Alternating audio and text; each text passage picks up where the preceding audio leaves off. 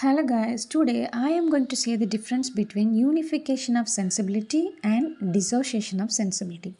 These two terms were coined by the very famous poet of modern period T.S. Eliot, the one who got Nobel Prize in the year 1948 after India's independence. Okay. So he was awarded Nobel Prize in the year 1948. So only this person coined these two terms, unification of sensibility and dissociation of sensibility. So he introduced these two terms for the first time in the essay The Metaphysical Poets. The year of publication is 1921. Got it?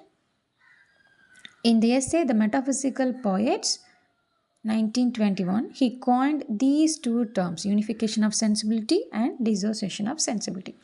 First, let me tell you the meaning of unification of sensibility.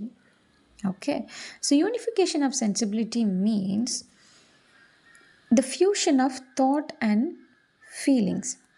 When will a poet be called as a good poet means when he can or when he is able to fusion these two, thought and feelings. Okay, so thought and feelings ரெண்டையும் பர்ஃபெக்டாக fusion பண்ணி கொடுக்குறவங்கள தான் good பாய்ட்னு DS Eliot சொல்லுவார். So according to T.S. Eliot, as the title indicates, only the metaphysical poets are good at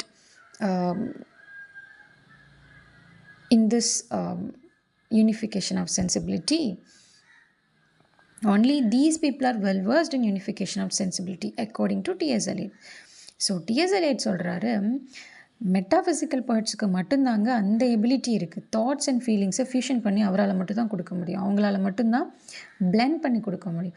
like for example we can say இந்த poem The Valediction Forbidding Mourning, John Donne என்ன சொல்கிறார், he compares the foot of a compass with the lovers is. So என்னென்னா the food the compass அப்படிங்கிறது ஒரு மேக்ஸ்லேருந்து எடுத்துகிட்டு வந்தக்கூடிய ஒரு விஷயம். And இது வந்து ஒரு லவ்வர்ஸோட feelings, a brief separation.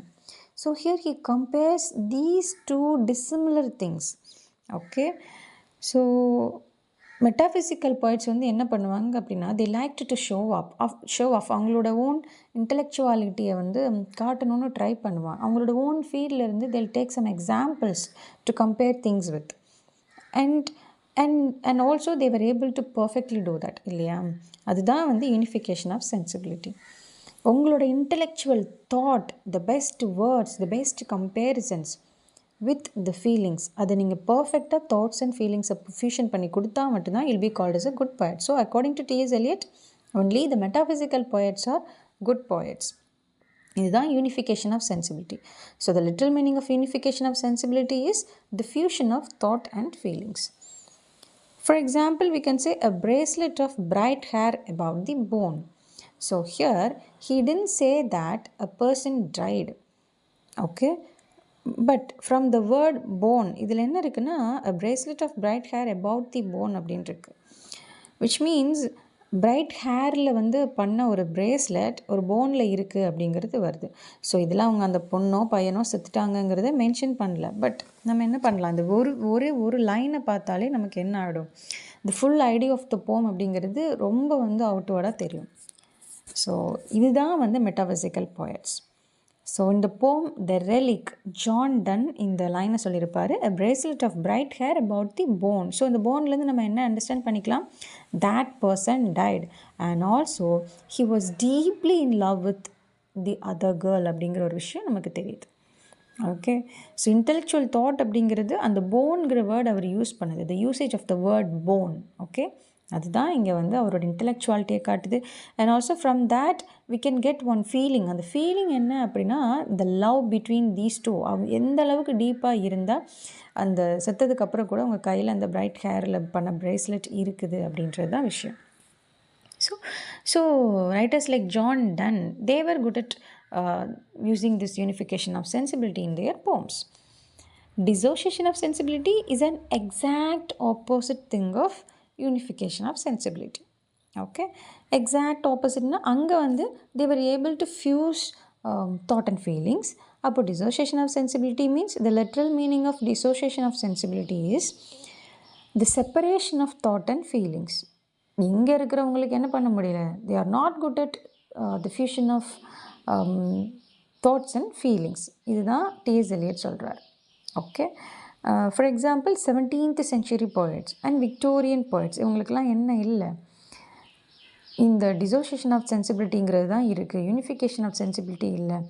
17th century poetsஆக இருக்கட்டும் இல்லை விக்டோரியன் poetsஆக இருக்கட்டும், அவங்களுக்கெல்லாம் என்ன இல்லை அப்படின்னா இந்த fusion of thought and feelings அவங்களுக்கு பண்ண தெரியல. They are not good at blending thoughts and feelings. அவங்களால இப்போ வந்து when will we call a poetry as a good poetry? When it has the best words, ஓகேவா, and also some feelings. ஓகே, so after we read the poem நமக்கு வந்து என்ன இருக்கணும், அந்த ஃபீலிங்ஸ் வந்து it should be transferred to our minds from the poem இல்லையா. அதை பர்ஃபெக்டாக கொடுக்குறவன் தான் யூனிஃபிகேஷன் ஆஃப் சென்சிபிலிட்டி வச்சுருக்கிறவன் அர்த்தம். ஸோ இங்கே 17th century poets அப்படின்னா writers like John Dryden, John Milton. Okay, so these kinds of ரைட்டர்ஸ்க்கு என்ன இல்லை, யூனிஃபிகேஷன் ஆஃப் சென்சிபிலிட்டி இல்லை அப்படின்னு இவர் சொல்கிறார். அப்படின்னா இவங்களுக்கு டிசோசியேஷன் ஆஃப் சென்சிபிலிட்டி தாங்க இருக்குது. அவங்களுக்கு வெறும் ஃபீலிங்ஸை வச்சு தான் எழுத முடியுது. இன்டெலெக்சுவல் தாட்டு இந்த மாதிரி பெஸ்ட் வேர்ட்ஸ்லாம் அவங்களுக்கு கொடுக்க முடியல. மில்டன், ட்ரைடன், சாப்மன் இந்த மாதிரி ஆளுங்களுக்கெல்லாம் அப்படின்னு, பென் ஜான்சன் இந்த மாதிரி ஆளுங்களுக்கு அப்படின்னு சொல்லி TS Eliot in his essay the metaphysical poets, year of publication 1921 இதில் சொல்கிறார். பிகாஸ் 20th century ரைட்டர்ஸ் பார்த்தீங்கன்னா லைக் ராபர்ட் ப்ரௌனிங் ஃபுல்லாக வந்து ஃபீலிங் மோட்லேயே இருப்பார். பட் அந்த இன்டெலெக்சுவாலிட்டிங்கிறத காமிச்சிருக்க மாட்டார். ஏதாவது ஒரு லவ்வரை வந்து செத்து போகிற மாதிரி வச்சுட்டு இன்னொருத்தவங்களை உட்காந்து அள வச்சுருப்பார். ஃபுல்லாக எல்லாத்துலேயும் வந்து ராபர்ட் ப்ரௌனிங்கோடது ட்ரமாட்டிக் மோனலாக் தான். ஒரு சிங்கிள் பர்சனோட அந்த ஒரு ட்ரமாட்டிக் மோனலாக் அதுதான் வந்து ராபர்ட் ப்ரௌனிங்கோட எல்லா போம்ஸ்லேயுமே இருக்கும். And Alfred Lord Tennyson, Matthew Arnold இவங்களோடது எல்லாமே ஃபீலிங்ஸ் தான் வந்து டாமினேட் பண்ணுமே தவிர there is no trace for their intellectual thoughts in their poems. But அதுதான் dissociation of sensibility. And in 17th century poetry is also the same thing. But metaphysical poets அவங்க கொஞ்சம் different. அவங்களுக்கு தான் unification of sensibility இருக்குது அப்படின்னு DS Eliot சொல்கிறார். Thank you.